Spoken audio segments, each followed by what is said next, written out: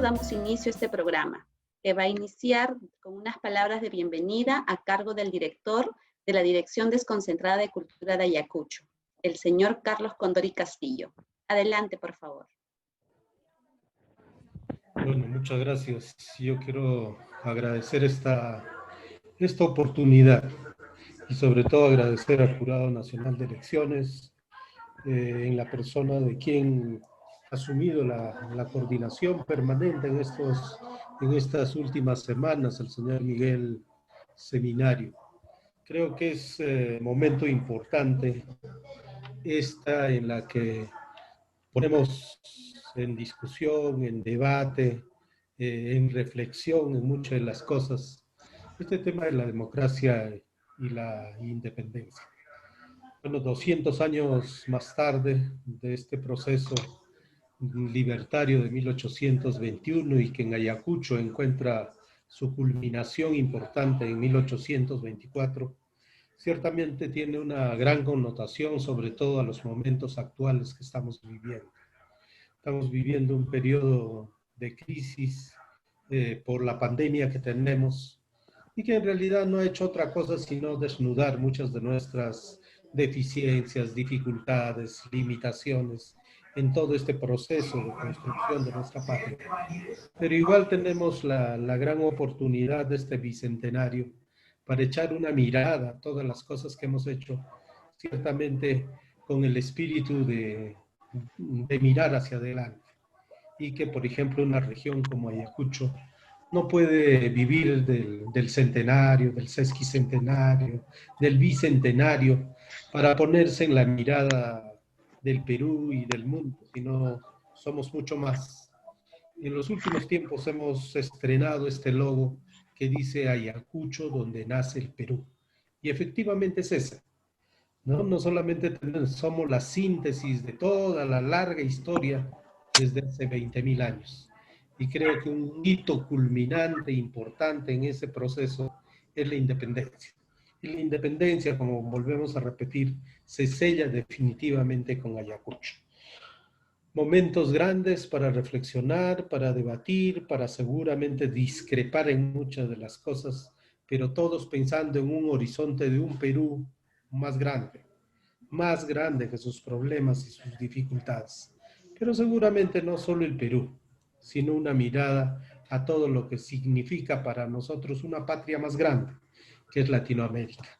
Y en consecuencia, desde la Dirección Desconcentrada de Cultura, darles la bienvenida a todos nosotros, a todos ustedes, y señalarles que estos conversatorios, estos foros, deben ser y tienen que ser permanentes, por lo menos en todos estos momentos que va a ser de Ayacucho un momento importante.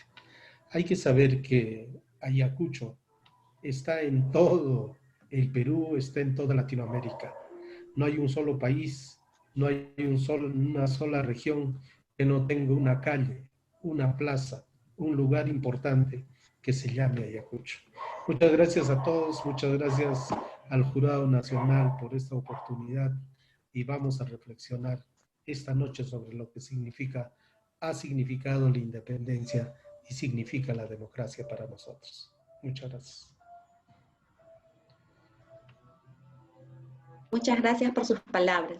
A continuación, voy a dar pase a la doctora Milagros Suito Acuña. Ella es la Directora Nacional de Educación y Formación Cívica Ciudadana del Jurado Nacional de Elecciones, quien va a dirigirnos unas palabras. Adelante, doctora. Muy buenas noches con todas las personas presentes, las participantes en esta charla virtual. Saludar también a quienes nos acompañan, a las autoridades, al director de la Dirección Desconcentrada de Cultura de Ayacucho, señor Carlos Condori. También nos van a acompañar en los comentarios al historiador Pavel Trigos Jayo, también los comentarios del señor José Cárdenas Sáez, y sin duda a nuestro responsable de la Oficina Desconcentrada del Jurado Nacional de Elecciones, José Sandoval. Como bien me ha antecedido en los comentarios el señor Carlos Condori, sin duda es propicio, ¿no? Digamos, reflexionar sobre este proceso de independencia y democracia, y sobre todo en Ayacucho. Hemos realizado varias actividades de este tipo ya en varias regiones del país, y la propuesta que se plantea a partir de la iniciativa que toma el Museo Electoral y de la Democracia en realizar una serie de conferencias, digamos, magistrales, a partir de toda de la experiencia y la trayectoria y de la investigación que don Miguel Arturo Seminario ha venido realizando durante estos, digamos, años, y que, digamos, se sintetiza, ¿no?, en una propuesta de carácter también educativo, en momentos en los cuales, como bien se ha dicho, ¿no?, estamos pasando por una crisis también sanitaria, pero también por una crisis política. Yo creo que es prioritario seguir trabajando, seguir formando y construyendo ciudadanía a partir del conocimiento de nuestro pasado, de modo que para nosotros como Jurado Nacional de Elecciones, en el marco de la función educativa, es satisfactorio poder seguir impulsando este tipo de iniciativas que contribuyen justamente a reflexionar, pero también nos plantea, ¿no?, una serie de desafíos como ciudadanos y ciudadanas en un contexto como el que vivimos, y que esperamos también para el futuro de nuestra democracia. De modo que esta conferencia que vamos a escuchar el día de hoy va a servir y va a contribuir sin duda a seguir planteándonos, ¿no?, desafíos como ciudadanos en el marco de lo que creo que todos estamos esperando, ¿no?, consolidar siempre el sistema democrático, también el respeto a las instituciones y el cumplimiento de las normas como ciudadanos. De modo que agradezco sin duda la iniciativa de Miguel Arturo Seminario en poder presentarnos el día de hoy esta charla llamada Independencia, Democracia en Ayacucho 1821. Gracias. Muchas gracias, doctora. A continuación, vamos a dar inicio a la ponencia Independencia y Democracia Ayacucho en 1821, a cargo del historiador Miguel Arturo Seminario Ojeda. Él es director del Museo Electoral y de la Democracia del Jurado Nacional de Elecciones. Adelante, señor Seminario. Muy buenas noches con todos los que están conectados a través de esta maravilla que es el Zoom, y que permite que todos estemos acercándonos y conociendo y viendo todo aquello que se pone al alcance de nosotros. Como ya se dijo, de parte del director de la Dirección Desconcentrada de Cultura de Ayacucho y de la Directora Nacional de Educación y Formación Cívica Ciudadana, estamos en un momento en que los peruanos estamos reflexionando sobre lo que significó esa experiencia vivida hace 200 años. 200 años que hoy nos permiten rememorar cómo los varones y las mujeres de los comienzos del siglo XIX tuvieron que tomar una decisión acorde con la transformación estructural que se vivía en el Perú, en Latinoamérica y en el mundo. Una transformación que indudablemente está asociada a ideas renovadoras, asociada a esos cambios que se habían experimentado desde el protagonismo de la Revolución Francesa, con ideas que se irradiaron por todo el mundo y que empezaron a mezclarse con esos deseos de libertad, igualdad y fraternidad que se postulaban desde la Revolución Francesa y que ya habían hecho eco o que también habían germinado desde nuestro continente. Hoy nos convoca un motivo especial: hablar sobre ese proceso de independencia y democracia tal como se experimentó en Ayacucho entre 1809 y 1824. Y para hacer ese viaje imaginario entre los años que he mencionado, vamos a considerar dos categorías para el análisis: democracia e independencia, relacionando lo primero con esa facultad que tienen los ciudadanos al comienzo y luego los ciudadanos y las ciudadanas para delegar poder a sus autoridades en una democracia representativa que les permite estar al tanto de lo que ocurre, no solo con la elección, sino con la fiscalización del comportamiento de sus autoridades. Ayacucho es un espacio especial, un espacio privilegiado, y como ya se señaló, no hay lugar en el país donde no se mencione el nombre de Ayacucho. Ayacucho es una región con historia. Así como el nombre de Miguel Grau está en plazas, calles, avenidas, instituciones educativas, con Ayacucho ocurre lo mismo. No solamente ahí, en la provincia de Huamanga, en Cangallo, en Huanta, en Víctor Fajardo, sino todo el país, costa, sierra y selva, norte, centro y sur, saben lo que significó Ayacucho dentro de la historia nacional. De manera que en esta región llena de historia, si tenemos que dar una mirada hacia lo más profundo, indudablemente, que antes de los incas nos vamos a encontrar con un universo especial, con características propias de esa región, características que en ese espacio permitieron que se protagonizara un proceso geohistórico-cultural con determinadas características, que indudablemente después vinieron los incas, es un hecho pues que llena gran parte de la historia de esta región, como lo hace con todo lo que fue el Tahuantinsuyo. Pero a partir de 1532 ya se da paso a otra realidad, y entre 1532 y 1821, en una larga historia, se va configurando esa realidad que nos deja un Ayacucho mestizo en lo biológico y en el pensamiento. Y esto lo podemos notar en las fiestas patronales, sobre todo en la Semana Santa. Y los que hemos estado en Ayacucho en esas ocasiones, podemos testimoniar cómo esa fe, esa religiosidad profunda, es el vínculo que integra a todos los ayacuchanos, así como cuando se dice que más que la lengua es lo que integra a la hispanidad, es la catolicidad, aquí ocurre lo mismo. Se refleja esto por ese sentimiento tan fuerte que se da dentro de los ayacuchanos, ese vínculo con lo religioso, que empieza a gestarse en el siglo XVI y que nos da como resultado este Ayacucho mestizo, no solo en lo biológico, sino también en lo cultural, en la manera de pensar.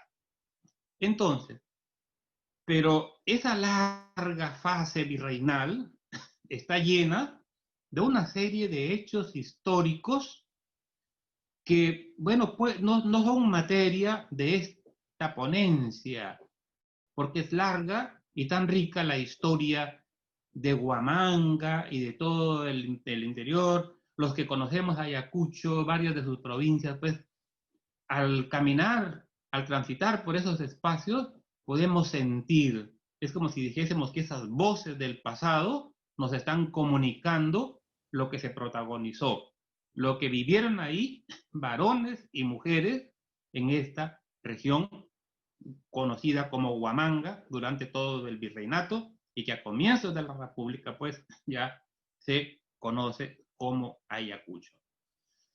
Pero si bien no vamos a detenernos en toda la fase virreinal, sí queremos dar una mirada a partir de 1784 con la creación de las intendencias.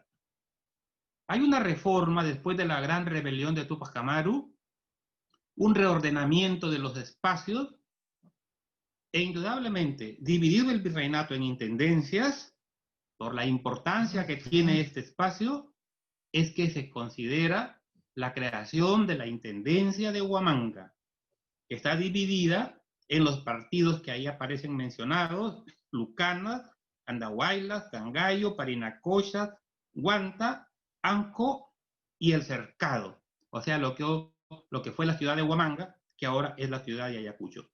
Son varias las intendencias y una de las más importantes reportada ahí en 1793 por Hipólito Unanue cuando da a conocer lo que era el país en el momento en que las ideas por la separación política estaban empezando a manifestarse con fuerza, pues ahí aparece Huamanga con una descripción que se ve complementada con lo que aparece en el Mercurio peruano.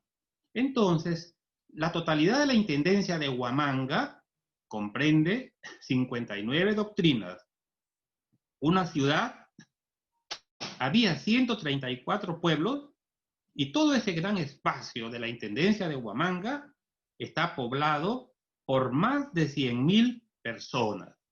O sea, que está densamente poblado. Hoy día nos podrá parecer una cosa minúscula, pero si consideramos la población total del virreinato del Perú, vamos a ver que ese territorio está poblado en el momento de que estamos hablando a fines del siglo XVIII.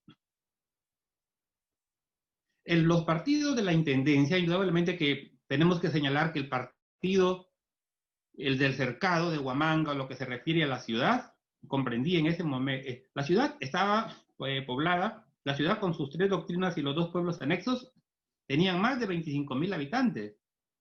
O sea, una cifra considerable.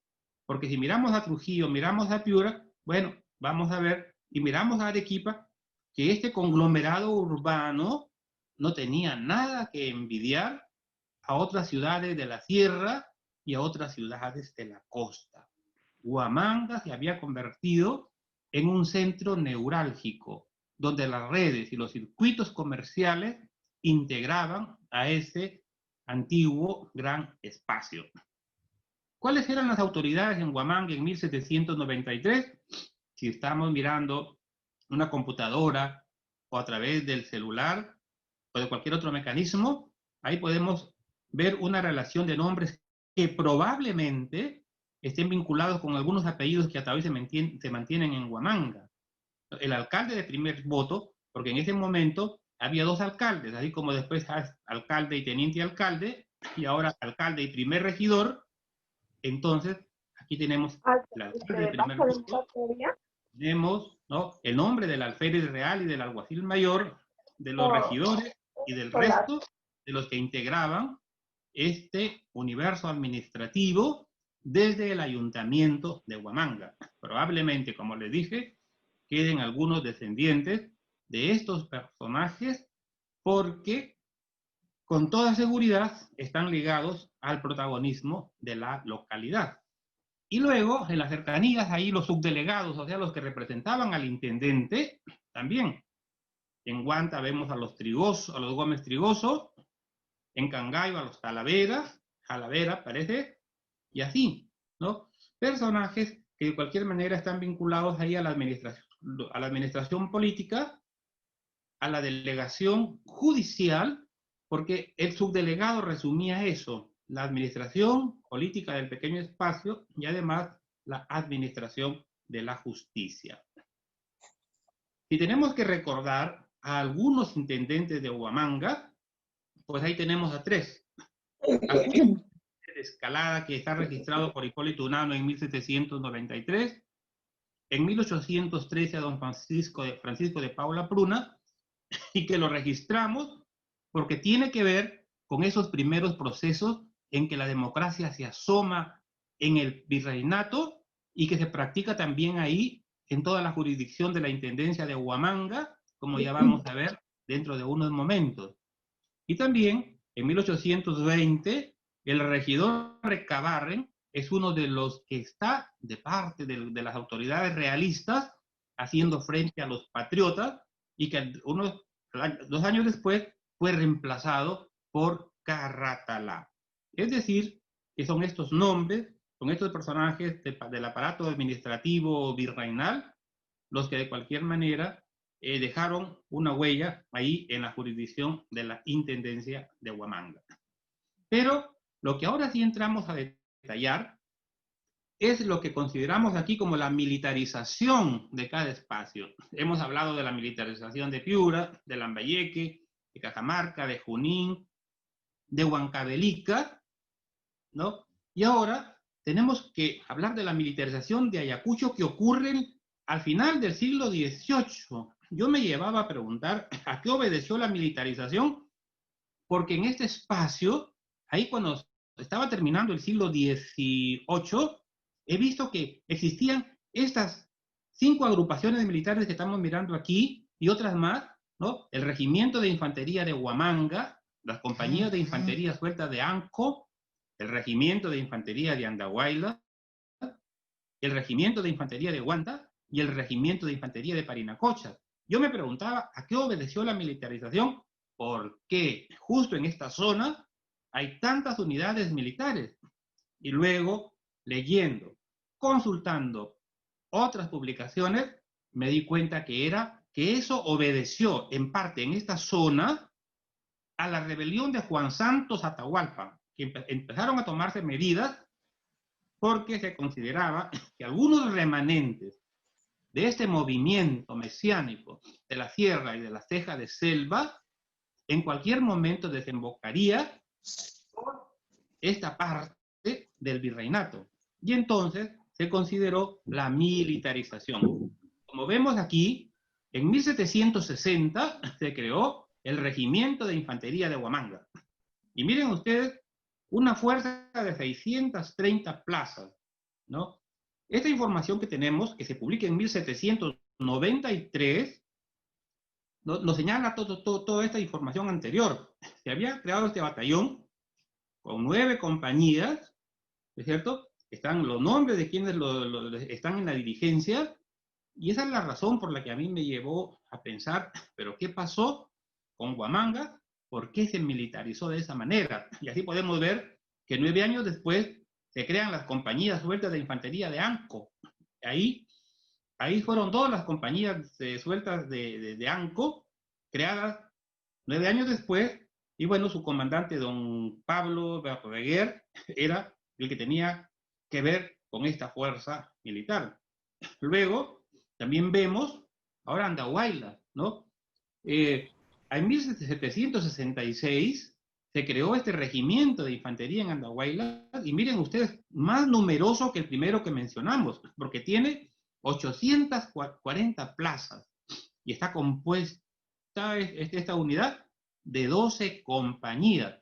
O sea, caramba, pero ¿por qué militarizar esa zona? Yo me preguntaba inicialmente, cuando tenía solo la información así cuantitativa, la información descriptiva de estas unidades militares, hasta que finalmente di con la respuesta. Pero también en 1760 se había creado el Regimiento de Infantería de Huanta.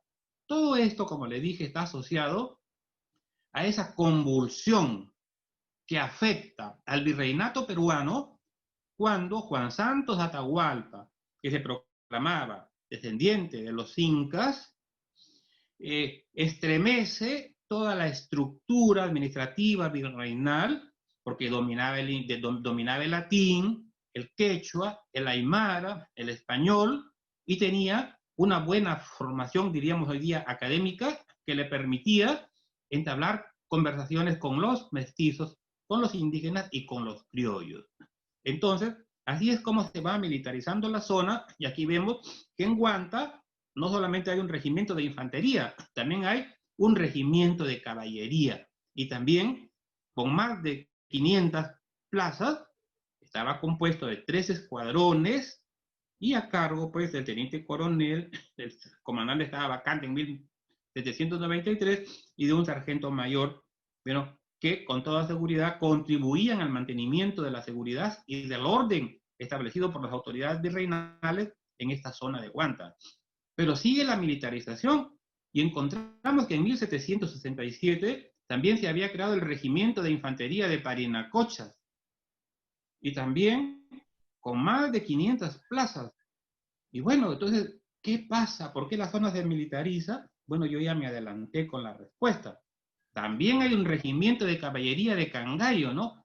O sea, la intendencia de Huamanga, lo que fue después la intendencia de Huamanga, en este momento no era la intendencia, pero toda la región, ese gran espacio, es militarizado. Es decir, que se había advertido que entre los naturales, los mestizos y aún los criollos de Huamanga, había un espíritu levantisco, y que bastaba un estímulo y un acercamiento mayor de parte de los revoltosos para que aquellos que ya reflexionaban sobre la necesidad de la independencia se plegaran a esos movimientos y se enfrentaran al sistema administrativo burocrático hispano. Bueno, en medio de todo esto, en medio de esa militarización que se vivía, emerge un conjunto de hombres aquí en el Perú a fines del siglo XVIII. Ahí aparece la figura de José Baquíjano y Carrillo, ¿no? Fundador de la Sociedad Amante del País, que tiene en Hipólito Unanue un aliado extraordinario. Es el secretario general de la Sociedad Amante del País, que se funda aquí, ¿no? Un poco como réplica de la Sociedad Amante del País que se había fundado en España, seguida de la de México, luego en Cuba, y la cuarta fue la nuestra, la Sociedad Amante del País, cuyos integrantes habían captado ese espíritu de separación política, y de manera inteligente, muy hábil, Hipólito Unanue propone la publicación de este Mercurio peruano, que incluye una descripción militar, geográfica, histórica, religiosa y en todo sentido. O sea, presentar al país tal como era, presentar al virreinato con estadísticas, vinculándolo a su pasado. De esa manera, los lectores del Mercurio peruano que vivían en Tumbes o que vivían en Puno o que vivían en Moyobamba se podían enterar de lo que era su país, tener una idea del potencial humano, del potencial económico, para saber lo que era suyo y que lo iban a defender. O sea, por eso es que este conjunto de hombres de la sociedad amante del país son verdaderos amantes del país, lo presentan. Y esto lo podemos entender si entendemos estos acontecimientos a partir de una fórmula que es conocimiento más sentimiento igual identidad. Yo conozco, o sea, conocer significa saber. Como lo dije en unas conferencias anteriores, hoy día no podemos ir hasta el Manu, pero conocemos el Manu gracias a los videos, a una serie de mecanismos que incorporan en los nuevos soportes de la información y nos acercan la realidad geográfica, social, cultural del país. Y podemos conocer lo que es nuestro, lo sentimos y lo amamos. En ese momento no había lo que hoy tenemos. Por eso se valen de la palabra escrita, porque los que leían el Mercurio peruano, hemos visto suscriptores de Ayacucho y sabemos que se llevaban números sueltos hasta Huamanga, y pues todo esto contribuyó al fortalecimiento de ese sentimiento de separación, a ese sentimiento de la patria que se asomaba entre los hombres de la intendencia de Huamanga. Pero cuando se asoma la democracia en Huamanga, es en 1809. ¿Por qué? ¿Por qué hemos señalado que es un 28 de junio de 1809 cuando empieza, digamos, ese germen, esa semilla de la democracia y de la independencia en Huamanga? Porque el año anterior se había producido la invasión de Napoleón Bonaparte a España.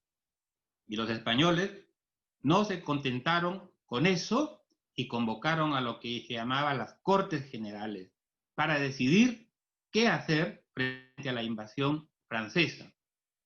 Sin embargo, lejos de tomar parecer solo a las personas de los ayuntamientos ahí en la península ibérica, y viendo que se vivía un clima de tensión en las Américas, en sus dominios, convocan también a elegir representantes de América para que estén presentes en esa toma de decisiones.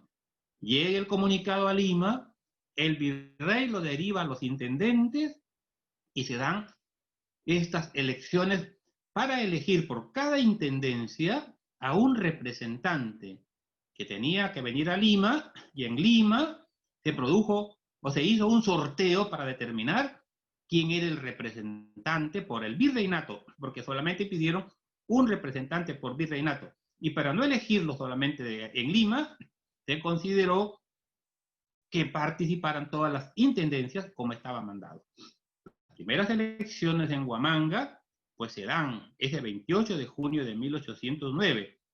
Como era una tremenda novedad, en este momento de la elección estuvo presente el intendente, el gobernador, los 10 miembros del cabildo en pleno, el representante de la justicia y el representante del batallón. O sea, esos eran los mecanismos electorales de ese momento, que son diferentes a los mecanismos electorales cuando tenemos que elegir a nuestros representantes. Comenzaba, por eso se asomaba la democracia en el Perú, en América y también en la península ibérica. Y Huamanga no fue la excepción. Tenemos ese registro aquí en el Jurado Nacional de Elecciones y estamos compartiéndolo con todos los que están conectados con nosotros.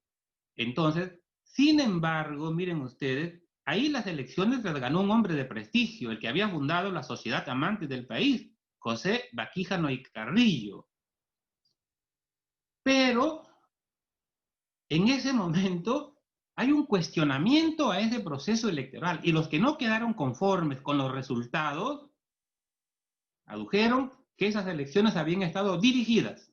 O sea, que desde la cabecera principal, desde el virrey, un poco se había orientado la elección y los intendentes habían tenido que aplicar mecanismos para el triunfo del candidato que gozaba de la simpatía del virrey.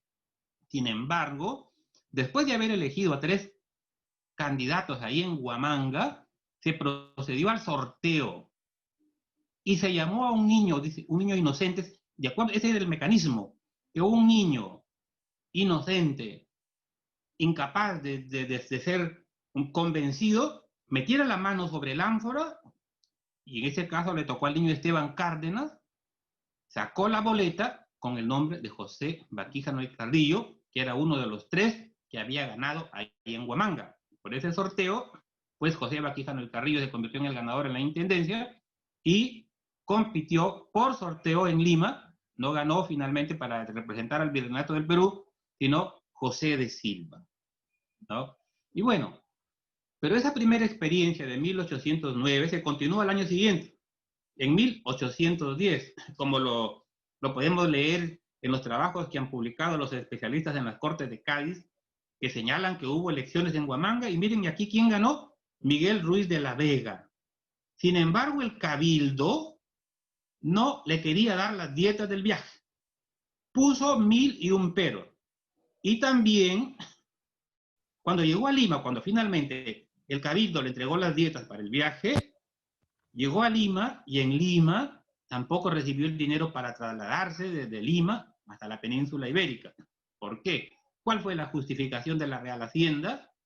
Que el dinero, las arcas, estaban comprometidas en fortalecer y en los pagos al ejército que estaba haciendo frente a las rebeliones, tanto en Nueva Granada, en Venezuela, como en el Río de la Plata y en la Audiencia de Charcas, ¿no? Era la realidad y el dinero estaba destinado para esos menesteres, de manera que Miguel Ruiz de la Vega no llegó a viajar. Todos estos entrampamientos privaron a Huamanga de tener un representante allá efectivo.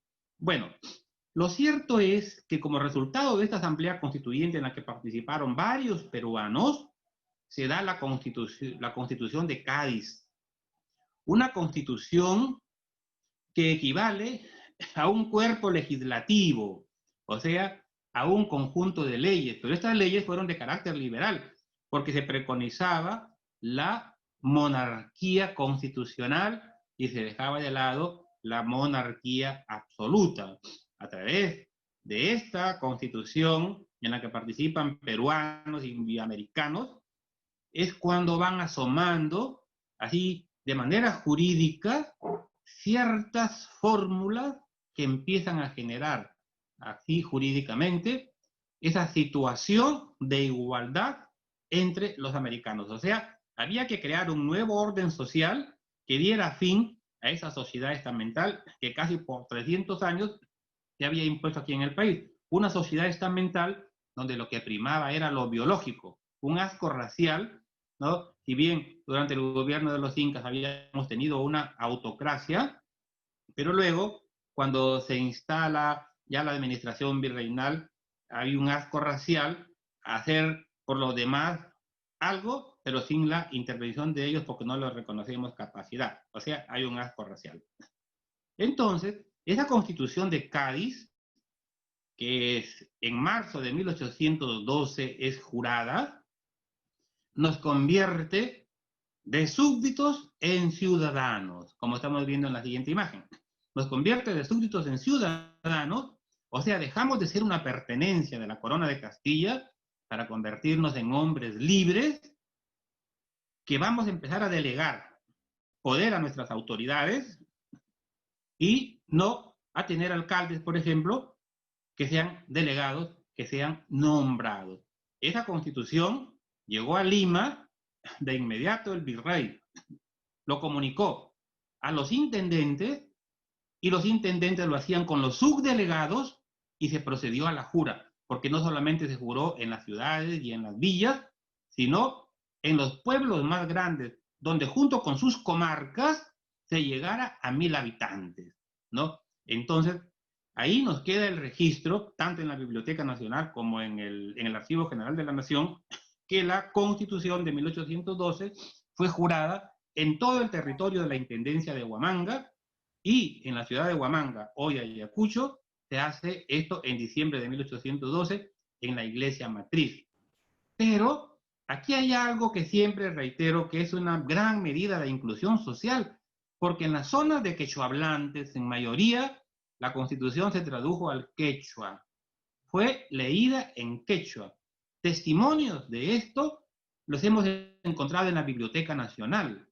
No habíamos leído antes en documento alguno que esto se había producido. Pero en la Biblioteca Nacional hay más de una docena de documentos que nos mencionan, yo digo, esa actitud de inclusión social con el lenguaje de ahora, que permite que los ciudadanos, porque se nos igualó en ciudadanía a indios, mestizos, criollos, blancos y negros libertos.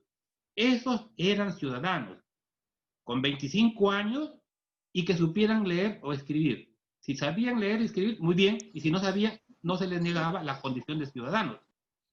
Esta Constitución reconoce capacidad para todos sin discriminar, pero es la República que en un abierto divorcio con los propósitos de los hombres de la independencia priva por más de un siglo a los iletrados y bueno, no hace nada por considerar a las mujeres y se olvida de esta utopía por la que lucharon los hombres de la independencia.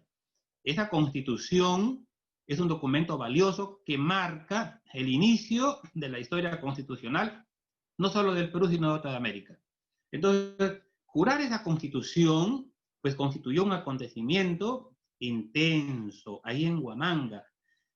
Otra mirada a ese deseo de libertad.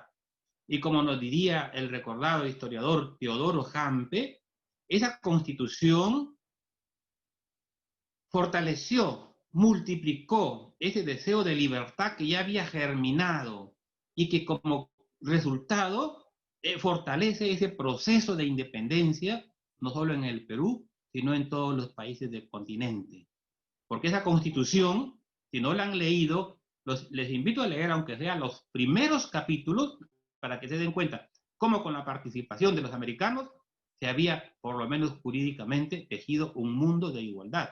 Recordemos que ahí, que el voto de los analfabetos fue propuesto por un peruano que logró que el resto de americanos lo apoyaran, Vicente Morales Duárez, que por eso es un precursor de la inclusión social realmente él, y se consagra esto en la Constitución de Cádiz.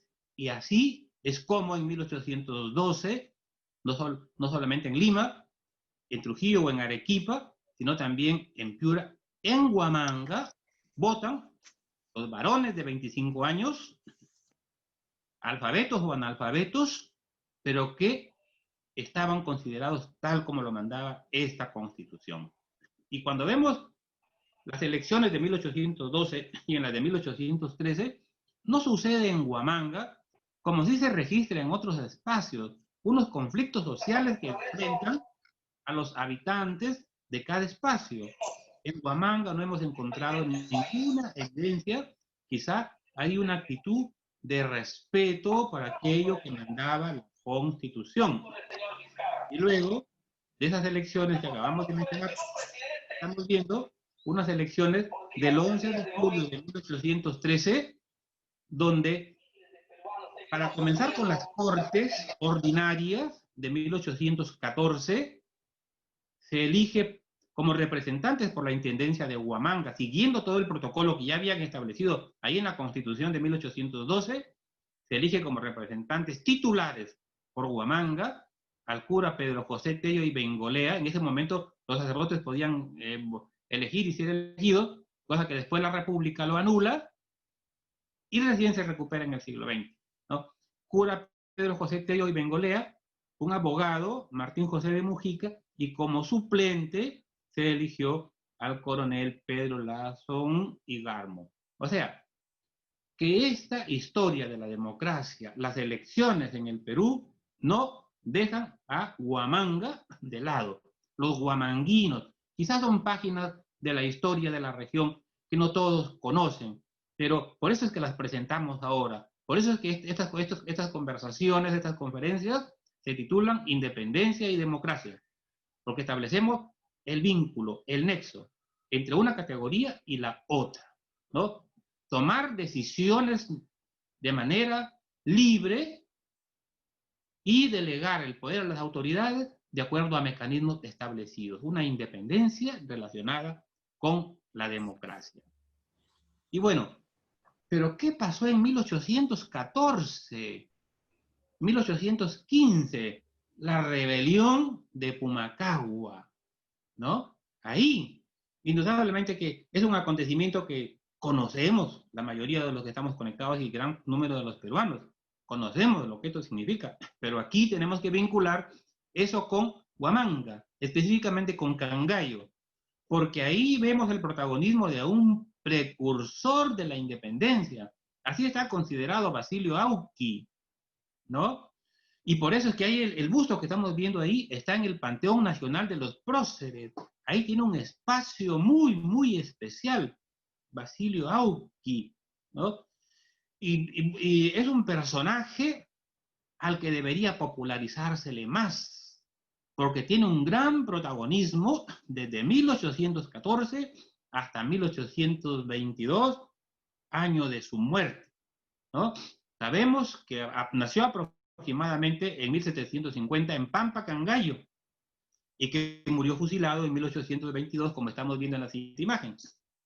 Hoy lo reconocemos, ¿no? Oficialmente es un héroe y mártir de la independencia, que, como llevamos señalado, se plegó a esa rebelión de los hermanos Angulo y de Pumacahua, ahí que empezó en el Cusco, asistió a las batallas de Huanta y Matará, y bueno, sabemos que el movimiento fue sofocado, ¿no? La muerte de Pumacahua, de Mariano Melgar y otros principales líderes, pero Basilio Auqui Huaytaya continuó con ese rechazo a la administración, al gobierno realista. Lo vemos aparecer nuevamente, así con fuerza, en 1820, cuando los patriotas, en esa incursión que hacen después de la llegada a Pisco, van hacia la sierra, hacia Huancavelica, Ayacucho, Junín, Cerro de Pasco, Huánuco, y ahí está nuevamente Basilio Auqui Huaytaya apoyando la causa patriota. Y de eso no solamente se deja constancia de parte de las informaciones realistas, sino también de los patriotas. Arenales da cuenta de esto, ¿no? Y ahí lo vemos desafiando a Carratala, que, como señalamos hace un momento, se había convertido, estaba nombrado como el intendente de Huamanga en 1822. Al mismo Carratalá y a sus tropas los desafiaba abiertamente, hostigándolo. Y ahí lo ubicamos organizando el escuadrón de caballería de Pampa Cangallo y esa derrota que le provocó a los realistas el 8 de febrero de 1822. Pero después de este triunfo, fue traicionado, delatado por uno de los suyos, detenido con su familia. No le tocó presenciar, igual que Tupac Amaru, la muerte de su esposa, el martirio de su esposa, de sus hijos y de sus nietos, pero nada de esto frenó el espíritu de los cangallinos. Nada. No frenó esta barbarie, no frenó el espíritu de los huamanguinos. El asunto de la independencia siguió adelante y como estamos viendo en la siguiente imagen, ahí tenemos a otro personaje, ¿no? Femenino, doña Ventura Jalamaki, ¿no? De procedencia quechua, igual que Ventura, ¿no? igual que Basilio Auqui, pero es una heroína guamanguina. También la vemos en 1814, en el mismo escenario del protagonismo en que Basilio Auqui apoyaba a la rebelión de Pomacagua. Y se registra, acabamos de leer varios libros, artículos sobre ella, que se han publicado en los últimos tiempos, como el 31 de agosto de 1814, liderando a un gran número de mujeres, fue contra los realistas en el cuartel de Santa Catalina. Y bueno, todo esto, toda esta participación de Ventura Calamaki, aquí en Lima hay una calle que lleva su nombre, y bueno, hay instituciones educativas, se le conoce en Huamanga, pero igual que el de Basilio Auqui, son nombres que reclaman que el país los conozca, indudablemente, que tenemos a una mujer que opaca quizá el nombre de Ventura Calamaki, porque se popularizó en su momento y está en la memoria colectiva de todo el país, María Parado de Bellido. Ventura Calamaki solo está ahí en la memoria de los huamanguinos, pero le toca a las autoridades de turno, a quienes están comprometidos con estos quehaceres, de lograr que en este bicentenario los nombres de Basilio Auqui y de Ventura Calamaki lleguen con mayor intensidad a la población peruana. Son personajes vinculados a la independencia. Bueno, vamos a dar un salto para preguntarnos luego si la independencia en el Perú fue un acto de conciencia. Ya hemos visto que ese espíritu de independencia se había gestado desde la segunda mitad del siglo XVIII, pero ese sentimiento de rechazo a la conquista se había iniciado desde 1532, desde el año de la presencia hispana en el Tahuantinsuyo. Los peruanos no estuvieron conformes ni contentos con ser dominados por un rey de otras latitudes. Y hay una serie de conatos, de rebeliones, de protestas, de azonadas, que manifiestan lo que estoy diciendo. Pero ese deseo de independencia, así como lo conocemos a comienzos del siglo XIX, aflora con bastante fuerza a fines del siglo XVIII. Hemos conocido por correspondencias que hay en el Archivo General de la Nación que los espías sanmartinianos que estuvieron acá entre 1818 y 19 no solo se contactaron con las poblaciones costeras, sino también con las poblaciones serranas principales, y ahí fueron captando el espíritu libertario de determinadas familias, de determinadas personas, y de todo eso le informaban al general San Martín. ¿Quién sabe si en Huamanga se formó también una logia Lautaro? En algún momento se sabrá, como se formó en Lima o en Lambayeque y en otros lugares del país. Lo cierto es que los sanmartinianos recogieron ese espíritu de independencia que había entre los peruanos y se lo comunicaron al general San Martín. Todo esto contribuyó a que esa expedición que se organizó tuviera un sentido. Sabían que al venir, gran parte de la población del virreinato estaba de acuerdo con lo que se iba a protagonizar y dispuestos a apoyarlo. Hace poco escuchamos una conferencia de Margarita Guerra Martinieri cuando nos dice que las declaraciones de independencia que hacen los ayuntamientos son los actos más simbólicos de los pueblos. O sea, de esa manera es estas actas, como aparecen ahí en la siguiente imagen, estas actas de independencia son una síntesis que expresa ese deseo de ruptura con el régimen hispano, ¿no? En cada lugar se levantan estas actas de independencia. San Martín da cuenta de la proclamación de la independencia en Huamanga, en Huancayo, en todos los lugares donde se había producido, y en conocimiento de que Huamanga, que Huancavelica, que Ica, los pueblos de cada jurisdicción habían declarado la independencia, es que le escribe una carta a Torre Tagle, diciéndole, mire, estas ciudades han declarado la independencia. En usted, con toda seguridad, aflora el deseo de independencia y de libertad. ¿Qué está esperando? Es imposible no entrar a esta procesión, porque los cambios que se advierten, con toda seguridad se van a dar. Le presenta evidencias de estas declaraciones de independencia y Torre Tagle cambia, y ese espíritu de libertad y de independencia que con toda seguridad afloraba en él, lo hace tomar esa decisión de proclamar la independencia de Trujillo, de la ciudad de Trujillo, el 29 de diciembre de 1820. Ya Huamanga lo había hecho el 31 de octubre, como estamos viendo en la imagen siguiente, ¿no? Lo había hecho el 31 de octubre de 1820, cuando Álvarez de Arenales llegó a Huamanga, y en pleno la gente acudió, hombres y mujeres vestidos con sus mejores atuendos, a la consagración de ese momento de declaración y proclamación.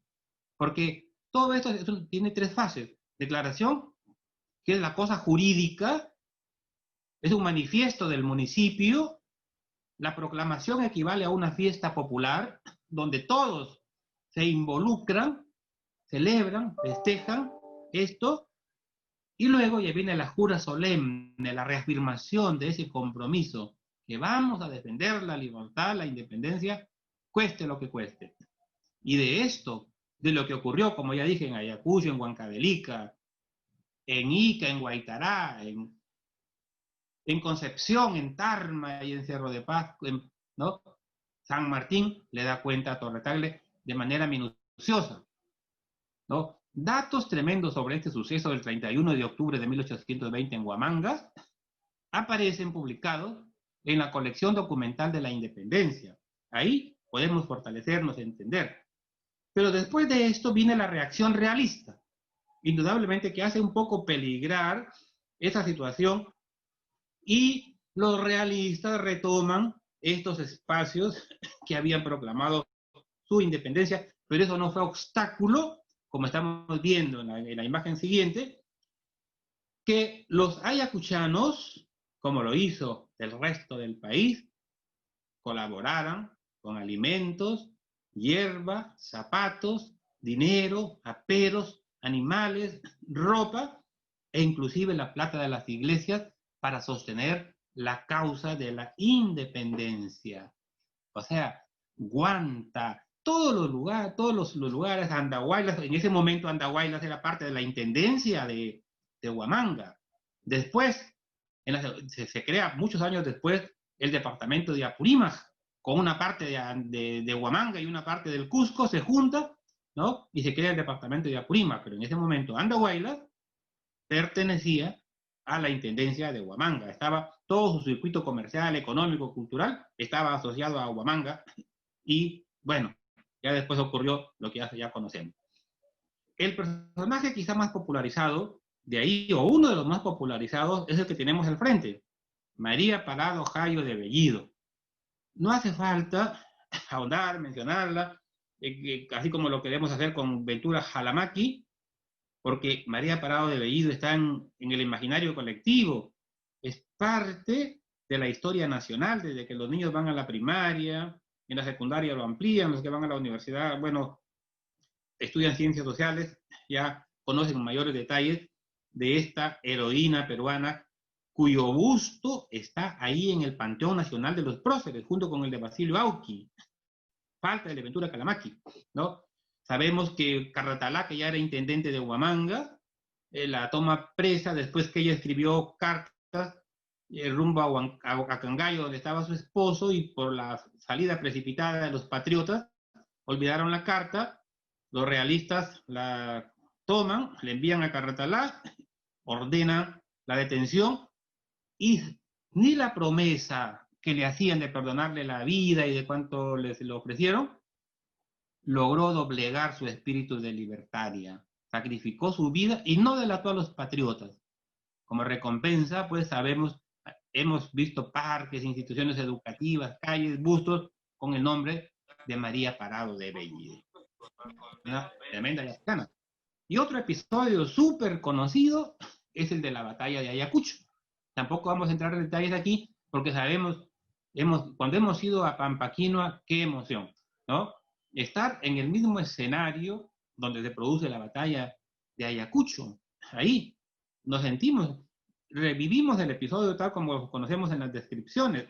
Sabemos lo que significó para el Perú, para América, y cómo este es un episodio que lo conoce todo el mundo, ¿no? La batalla de Ayacucho, pues caramba, que nos exime de seguir hablando de este hecho extraordinario, trascendente, que sella la independencia del continente.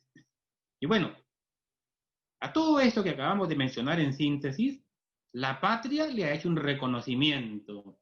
Ahí estamos viendo un mural en el Panteón Nacional de los Próceres, y tenemos al costado la imagen de Sucre, Antonio José de Sucre, ¿no? En la plaza principal de Huamanga, caramba, ¿no? Está este personaje y está en todo el país en la memoria colectiva. O sea, lo que aconteció en Ayacucho, como ya lo dijo el director de la Dirección Desconcentrada de Cultura, lo conoce, lo valora todo el país. Y miren ustedes, ahí tenemos luego a continuación una relación de reconocimientos de Ayacucho, porque desde 1821 se dio una ley concediendo condecoraciones a los pobladores de Cangallo. Sabemos pues luego que Cangallo fue destruida, incendiada por los realistas y la población muerta. No se salvaron niños, ancianos, mujeres. San Martín da esta ley de 1822 de reedificación de Cangallo, y en reconocimiento a la acción heroica de sus habitantes, tanto civiles como militares, a Cangallo se le da el título de Heroica Villa de Cangallo. Y así continúan estas leyes de reconocimiento cuando se dispone en 1824 que Cangallo tenga el título de ciudad y se convierta en la cabecera de la provincia de Vilcabamba. Y bueno, y así tenemos más leyes como la de la siguiente imagen, ¿no? Cómo se dispone que a nivel nacional se celebre la batalla de Ayacucho. Eso ya, desde el mismo 1825, con Bolívar en el país, hay una disposición. Y luego se declara fiesta cívica el 9 de diciembre, ¿no? Y bueno, se fortalece la ley anterior.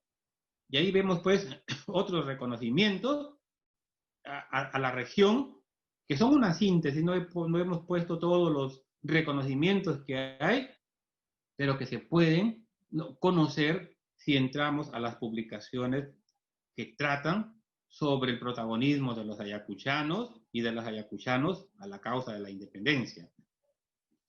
El edificio que estamos viendo ahí, no sé cuántos lo conocen, es el Panteón Nacional de los Próceres. Ahí, que ustedes ven en el frontis, hay dos estatuas, una es de Tupac Amaru y la otra es de Micaela Bastidas. Y arriba, en la urna del medio, está la libertad. Pero así como está Tupac Amaru, están Tupac Amaru y Micaela Bastidas, en el interior también hay bustos de mujeres y de varones, y hay una lista develada por la actual administración del Centro de Estudios Históricos Militares del Perú, que preside el general Germán Hamán Carrillo, donde aparecen los nombres de las mujeres, tanto de la sierra como de la costa, y quizá algunas selváticas, que contribuyeron a estos episodios de la independencia. Antes la historia era mirada solo con el protagonismo de los varones.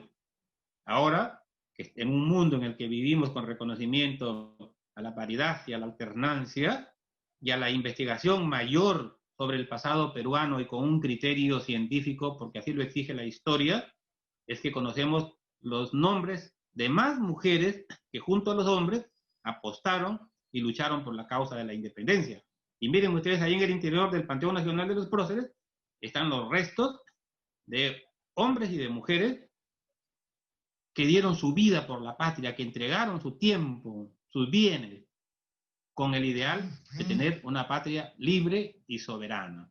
Y ahí estamos mencionando a dos de las mujeres. Una cuyo busto está ya en el Panteón Nacional de los Próceres, María Parado de Bellido y Ventura Jalamaqui, que con toda seguridad en algún momento va a estar, dependiendo del trámite que se haga desde Ayacucho.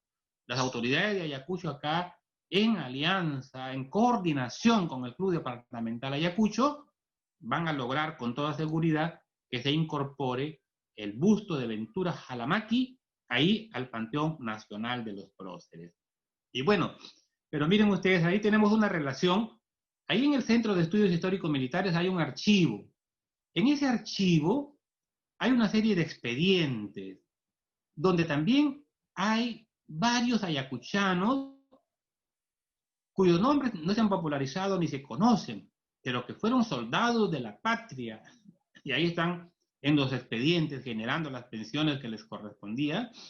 Hemos rescatado muchos nombres de gente de Ayacucho. Aquí les presentamos a algunos: a Manuel Alvarado Guantino, a Casimiro Estrada de Coracora, y a Juan Manuel Ayarza, a Gabriel Quintanilla, y a Felipe Quispe Atauge de Ayacucho, que junto con José Quispe, ahí también estamos viendo la siguiente imagen de Ayacucho, y junto a Manuel Rojas Hernández y a Pedro Roldán, son algunos cuyos expedientes demostrando y comprobanzas que habían estado en Junín, en Ayacucho, o que habían estado en las batallas en Moquegua y en otros episodios bélicos que enfrentaron a los patriotas con los realistas, ahí está la huella. O sea, Ayacucho no solamente es María Parado de Bellido, no solamente de la batalla de Ayacucho, no solo es el protagonismo de Ventura Jalamaqui y bueno, de todos los personajes que conocemos, son también otros hombres y otras mujeres que apostaron por el ideal de la libertad, que se esforzaron para que ese mundo de independencia asociado a la democracia, porque cuando se da el Congreso Constituyente de 1822, también hay representantes por Ayacucho en ese Congreso Constituyente, y así sucesivamente, en ese mundo de la democracia que empieza a establecerse en la vida republicana con esa Constitución de 1823, los ayacuchanos están presentes en cada proceso electoral. En el Jurado Nacional de Elecciones hay un registro de los representantes y de los procesos electorales, y hay una serie de huellas que presentan, ¿no?, lo que fue ese mundo fortalecido de la democracia durante el siglo XIX y durante el siglo XX en Ayacucho. De manera que, así como lo rezaba Nuestras Monedas, en un mundo de la democracia, el Perú, firme y feliz por la unión, sigue apuntando para que esta consolidación de la democracia experimente, ¿no?, entre todos los peruanos este mundo que todos esperamos, de igualdad, de libertad y de fraternidad. Yo creo que ya el tiempo que debía hablar, que era un máximo de 45 minutos, se sobrepasó. Mil disculpas por el caso, pero quería compartir con ustedes estos episodios que ahora me llevan a decirles muchas gracias.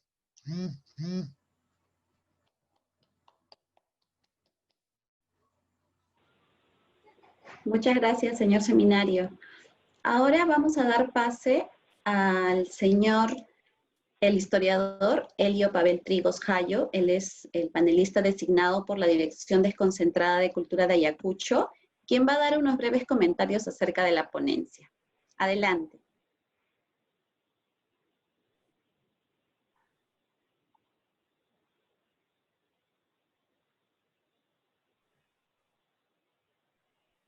Ya, ahora sí. ¿Me escuchan? ¿Me escuchan bien ahora? Sí. Ya. A ver, felicitar primeramente al doctor por ponencia, ¿no? Nos ayuda también a conocer un poquito más del proceso electoral, ¿no? Cómo fue la situación antes de la independencia, ¿no? O el proceso de independencia que tuvo acá Ayacucho, ¿no? Creo que faltan investigaciones precisamente sobre el tema de Ayacucho y todo su proceso de independencia, ¿no? Y sí, pues el doctor tiene razón, ¿no? Acá Ayacucho, pues, y no solamente Ayacucho, sino a nivel de Perú, fue un cambio radical lo que viene a ser los efectos que tuvo, pues, la invasión francesa a España en el año de 1808, ¿no? Inclusive hay historiadores, ¿no?, que dicen, que remarcan, dicen que precisamente los inicios del proceso de independencia en toda la región, en todo el continente americano, ¿no?, pertenecientes a España, ¿no?, van a iniciar precisamente por esta crisis precisamente que sucede en España, ¿no? Cuando el rey es capturado, ¿no?, por Napoleón, ¿no?, y prácticamente va a entregar la corona, pues, a su hermano que se llama José I o Pepe Botellas, ¿no? Eso va a provocar precisamente una crisis en todas las Américas, porque sucedía una situación así, pues, ¿no? Vamos a obedecer al rey usurpador, ¿no? El rey José I no es el rey original, ¿no? Entonces eso prácticamente va a provocar que haya una revolución política en la misma España, en la cual se va a formar una junta de gobierno, pues, ¿no? Precisamente frente a la situación de emergencia que había, ¿no? Y eso también está llevando a que acá en América, ¿no?, por ejemplo, lo que es Nueva España, lo que es Nueva Granada, ¿no?, y lo que viene a ser el Virreinato del Río de la Plata, cada uno de ellos también empiece a crear lo que llaman sus juntas de gobierno, pues, ¿no? Entonces, todo eso es lo que está provocando esta situación que se va a iniciar, pues, en España, ¿no? Ahora, y eso va a provocar la primera vez que vamos a tener en el Perú y en toda América, la primera situación, pues, democrática de todo el continente, ¿no? Porque es la primera vez, por ejemplo, que las juntas de gobierno va a tener una tendencia liberal y va a empezar a pedir, a reclamar representantes de las diferentes colonias, dicen, ¿no? Eso va a ser la situación que va a provocar, ¿no? Para 1810 se forma lo que ya la Junta de, ¿no?, Cortes de Cádiz, y estas Cortes de Cádiz precisamente está pidiendo que más representantes de cada zona, pues, de los virreinatos, ¿no? Y es tan liberal, hay tanto cambios de esto que, por ejemplo, uno de los cambios radicales que va a ser, y que son democráticos, por ejemplo, vienen a ser, por ejemplo, que eh, en los cabildos, pues, por ejemplo, cuando designaban a lo que llaman, pues, el alcalde, ¿no?, eran elegidos prácticamente a dedo, ¿no? Esta vez ya no sucede lo mismo. Por ejemplo, se está pidiendo que hayan elecciones, pues, por los vecinos. No solamente eso, ¿no? También se está pidiendo, por ejemplo, en lo que llaman las comunidades, ¿no?, lo que llaman, pues, los alcaldes de comunidades, ¿no?, también tengan sus elecciones. O sea, también involucra a ámbito indígena, ¿no? Los indígenas mismos también están haciendo sus elecciones, ¿no? ¿Qué más? A ver, por ejemplo, acuérdate que los indios pagan impuestos, ¿no? Las Cortes de Cádiz empiezan a prohibir, pues, que los indios paguen impuestos y que están explotados, ¿no? Va a pedir también, por ejemplo, que tengan la categoría de ya no son indios, van a ser también españoles, ¿no? Esas son parte de las políticas que se va a dar, pues, en las Cortes de Cádiz, ¿no? Aparte de eso, también va a crear una constitución que va a, ¿no?, a reconocer prácticamente a todos los súbditos como ciudadanos, pues, ¿no? Entonces, esos son los cambios que vamos a tener de lo que llaman los actos de las Cortes de Cádiz, dice, ¿no? Ahora, va a durar desde el año de 1810, desde que, ¿no?, se establece las Cortes de Cádiz, hasta el año de 1814, para mayo, la cual está al regresar rey de España, dice, ¿no? Ahora, en Huamanga, por ejemplo, se acuerdan que tenemos un portal, ¿no?, que le llaman el portal Constitución, ¿se acuerdan? Ese portal Constitución se crea precisamente porque ahí se está juramentando la Constitución de Cádiz, pues, de 1812, ¿no? Se está juramentando la Constitución, ¿no? Y prácticamente de ahí en adelante ese portal le van a llamar el portal ¿no?, portal de la Constitución, ¿no? Y eso va a tener incluso una celebración multitudinaria. Y la Constitución, como dijo el doctor, lo van llevando, pues, a diferentes zonas de Manga, dice, ¿no? La historiadora, por ejemplo, Cecilia Méndez, a recordar que, por ejemplo, se han celebrado, ¿no? Se celebraron con fiestas en Parinacochas, en Lucanas, ¿no?, en estas zonas de Huamanga. Se han celebrado prácticamente al lado de la Constitución, iba la imagen del rey Fernando VII, dice, ¿no? Entonces son celebraciones que van a hacer cambios, ¿no?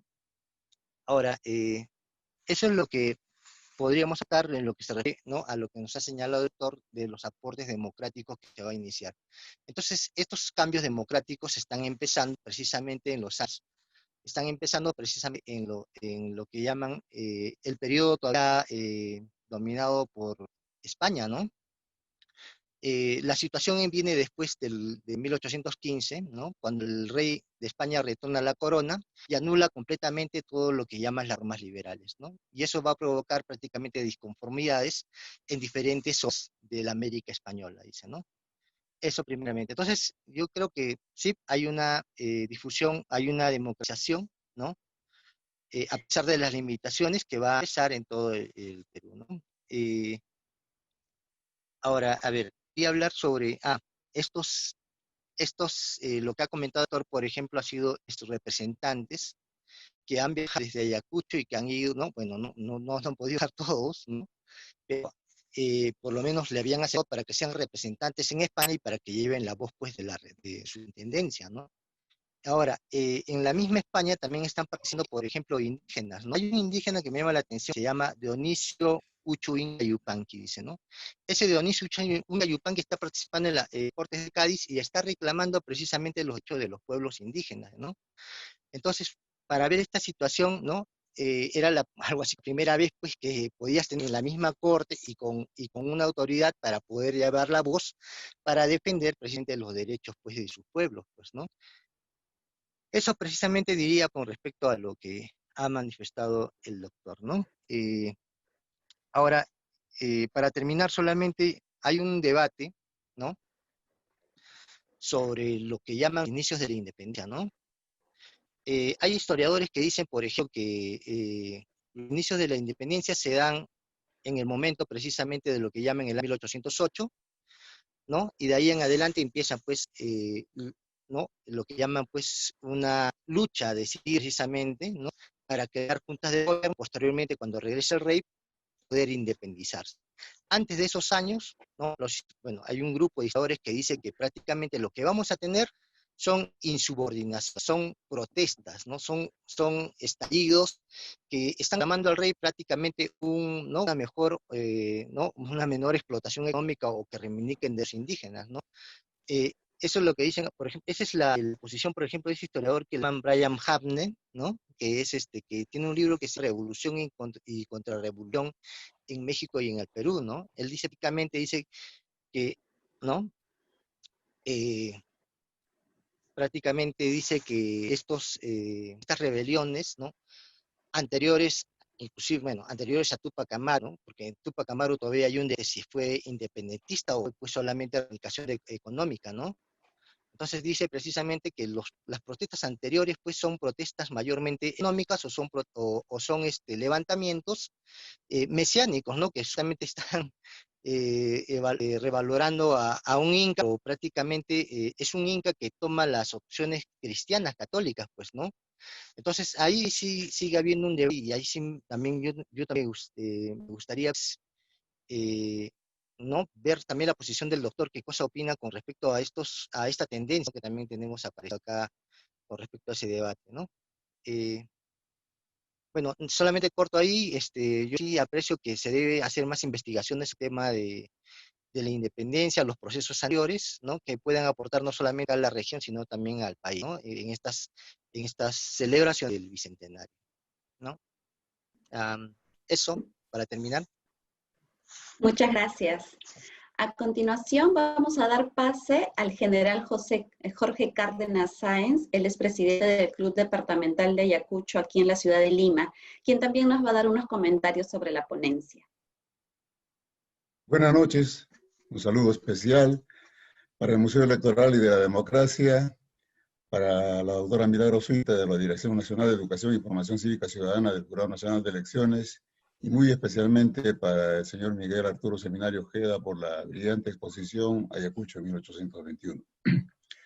Un saludo también para don Carlos Condori de la Dirección Desconcentrada de Cultura de Ayacucho y el comentarista historiador que me ha antecedido en el uso de la palabra.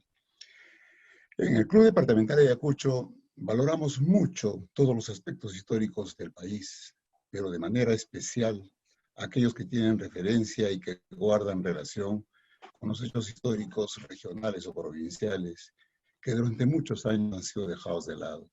Como decía Teodoro Hampe Martínez, a quien aludió el señor Seminario, la historia ha tenido un filo limeño centrista, rodeado solamente de las cuestiones protocolares que se dieron en la capital y se dejaba de lado los aspectos de provincias. Precisamente el escuchar al profesor Seminario Ojeda en esta evidente exposición nos hace ver cuántas cosas están olvidadas en el tintero y que no se han puesto énfasis en la historia de nuestra patria para ser comunicada a las generaciones del futuro, para formar valores histórico-culturales en ellos. Por ejemplo, permítanme una brevísima alocución a un aspecto muy importante.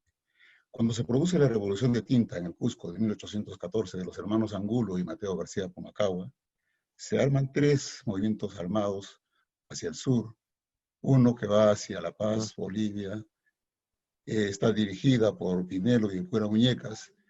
Luego de conseguir un éxito inicial, lamentablemente sufre una derrota. El otro movimiento armado es el que se va hacia Arequipa con Vicente Angulo, Mateo García Pumacahua y el poeta Melgar, que también es derrotado. Pero hay un tercer movimiento armado, una columna armada que llega a Ayacucho, que está dirigida por el brigadier Béjar, Mariano y José Angulo, los 2 hermanos, y el santafesino Hurtado de Mendoza. Precisamente la vez que se va a producir la batalla de Huántar es donde se produce la gesta de Ventura Calamaqui para mover y crear las condiciones.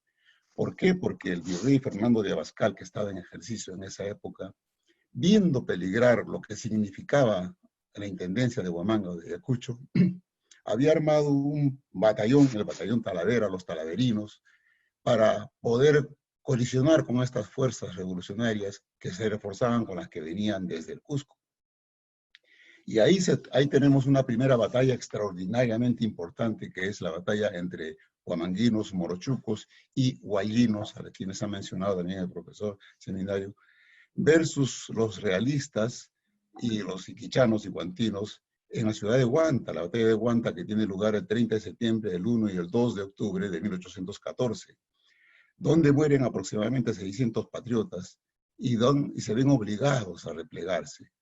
El repliegue estratégico que tienen estas fuerzas en ese momento se van hacia la zona de Cangallo y son dirigidos, liderados por José Mariano Alvarado y Valentín Munarriz, también a quienes se ha mencionado nuestro expositor, ambos huamanguinos de la Universidad de San Cristóbal de Huamanga, que incluso posteriormente fueron ungidos como oficiales de nuestras fuerzas independentistas por Álvarez de Arenales. Ellos, el 7 de octubre de 1814, en Cangallo juran la independencia del Perú por primera vez y supuestamente firman un acta con la propia sangre de sus venas. Sobre este particular han habido corrientes que señalan que no tendría mucho valor porque esta versión histórica se basaría mucho en la oralidad únicamente y no habría un sustento documentario. Y decían, ¿por qué Cangallo para una jura de la independencia, por mucho que haya sido liderada por gente extraordinariamente importante de la Universidad de San Cristóbal de Huamanga? Pero entonces los historiadores que han hecho un trabajo extraordinario, José Hipólito Herrera en su momento, García Camba, Hampe Martínez, Teodoro Hampe Martínez, Max Aguirre Cárdenas, Lejía y Martínez, Max Medina, Héctor Luján, nos dan la respuesta para ello. Ellos dicen, Cangallo fue escogido ¿por qué? Porque era capital del partido de Vilcas-Huamanga. Ahí vieron una serie de movimientos, pero en ese momento era capital del partido de Vilcas-Huamanga. Era el núcleo del poder político provincial de ese entonces. En Cangallo se encontraban los subdelegados, estaban las milicias hispanas, ahí estaba el cuartel de Carratalá en el cuartel de Putica, que está en las alturas de Cangallo. Estaba el poder eclesiástico provincial representado por el curato y el vicariato de Cangallo. Entonces sí había importancia. Pero cuando se pide pruebas documentadas, era imposible conseguir pruebas documentadas en el propio pueblo de Cangallo. ¿Por qué? Porque por su condición de pueblo rebelde, insurgente, había sido arrasado por Carratalá en 2 ocasiones. Hasta en 2 ocasiones se había incendiado y se había arrasado a la iglesia, al palacio municipal, a las viviendas de las personas, a los sembríos, y como bien ha señalado el profesor Seminario, se mataba a las personas, a los ancianos, niños, mujeres y todo ello. Entonces, conseguir pruebas en el pueblo de Cangallo era imposible. Y además de estos incendios, las riadas del río Macro se habían llevado todo lo que tenía Cangallo. Pero no se quedaron conformes los historiadores y encontraron los elementos de prueba. Y brevemente voy a hacer mención de algunos de ellos. Por ejemplo, la carta del 30 de septiembre de 1821 que le escribe Juan Pardo de Cela a José Bellido. José Bellido era gobernador de Vilcas-Huamán y le informa del incendio a Juan Pardo de Cela, que siendo español era prefecto de Huamanga. Le escribe y le dice: Cangallo destruido por las voraces llamas de las manos sacrílegas que no perdonaron el santuario de su templo, inmortalizará su nombre y honrará la memoria de sus habitantes que la adoptaron por conservar su libertad y sostener su independencia del gobierno español y de todas las otras potencias extranjeras. La patria jamás olvidará este heroísmo de sus hijos y le dará un lugar muy distinguido en los fastos de la historia de su gloriosa revolución. Este documento está en el Archivo General de la Nación y lo pueden encontrar ahí. La prueba siguiente es la de un decreto al que hizo alusión el señor Seminario, del 27 de marzo de 1822, suscrito por el propio libertador José de San Martín y Matorras.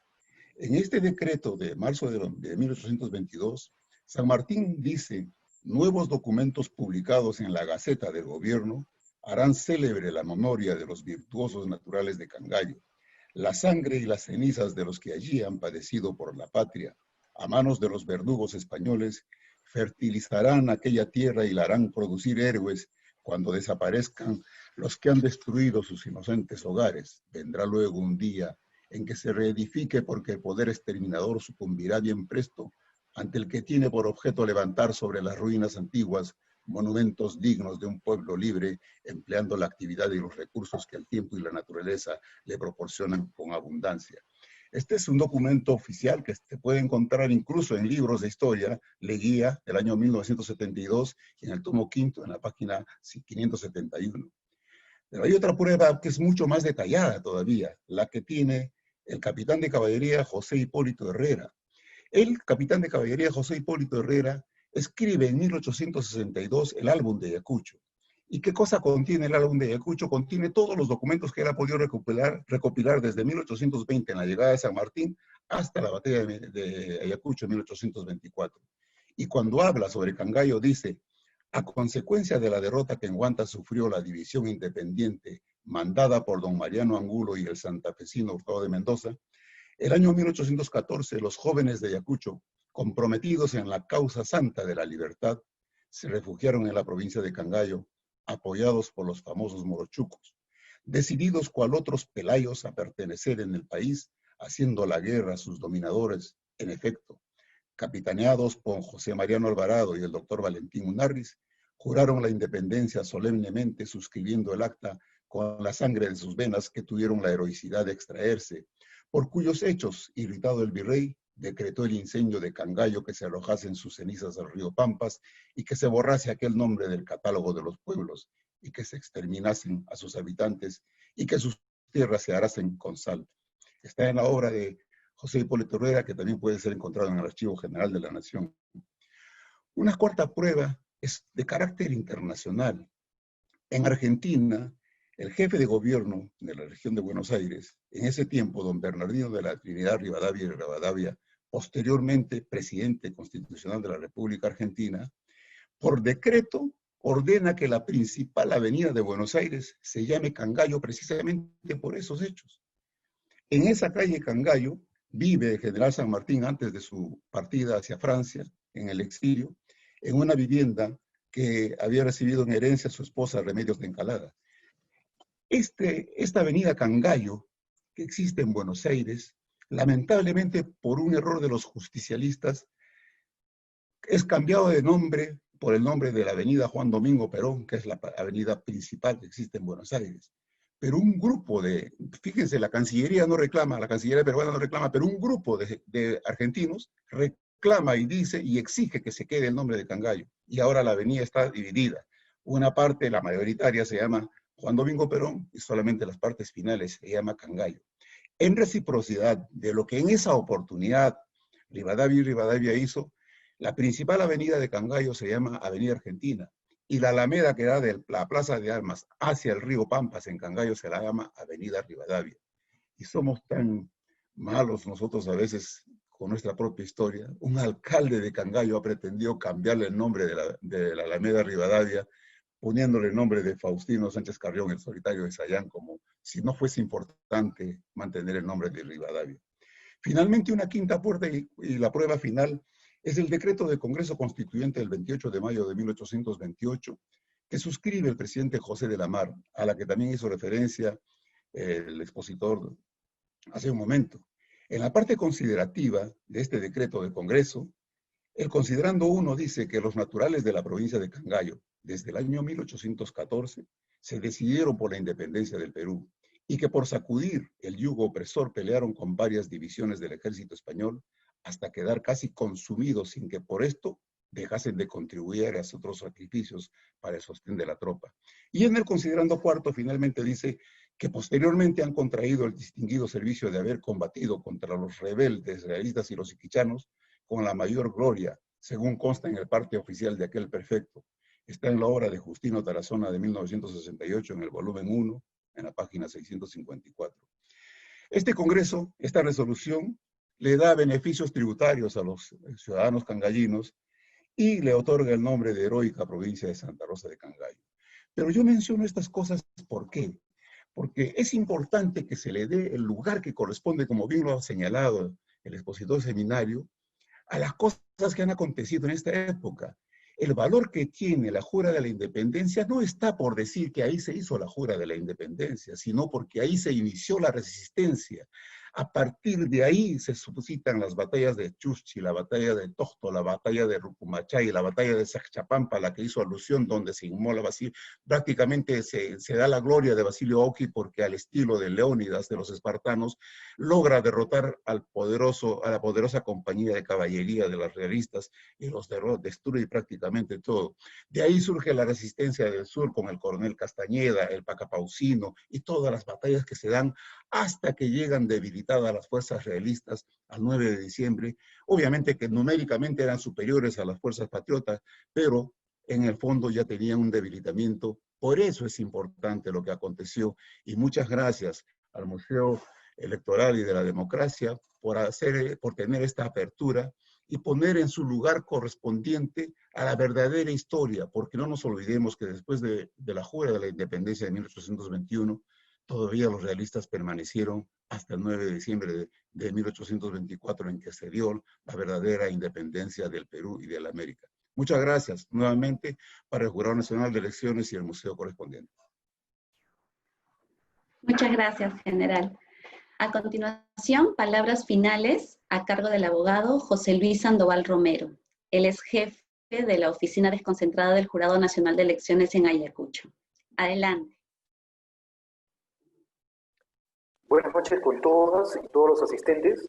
En el presente conversatorio Independencia y Democracia Ayacucho en Ayacucho de 1821, nos ha recordado la extensa y rica historia de los hombres y mujeres de la región Ayacucho, que el día de hoy el historiador Miguel Arturo Seminario y todos los ponentes nos han hecho conocer, y es por eso la importancia que tiene las conferencias que lleva a cabo el Museo Electoral del Jurado Nacional de Elecciones. Muchas gracias a todos los asistentes por haber participado en este conversatorio. Buenas noches.